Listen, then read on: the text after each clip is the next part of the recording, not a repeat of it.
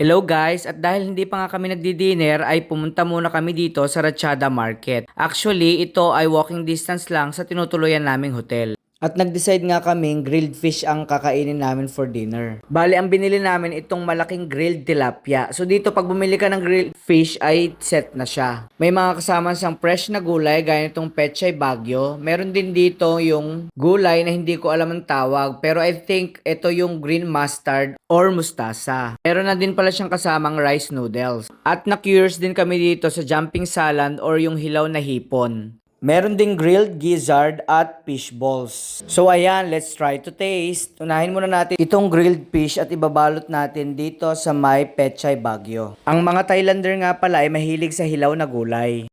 At mga raw seafoods gaya nitong jumping salad. So ayan, nagustuhan ko nga itong grilled fish. Actually, ito ay inihaw sa salt. Kaya nanuot hanggang laman yung pinakaalat niya. Masarap siya for me at bagay siya dito sa may sausawan nila. Ito palang sausawan nila, it's more of like maalat siya, maanghang at saka medyo maasim. Lasang-lasa mo yung wansoy or yung cilantro or coriander. Try naman natin itong fish balls nila.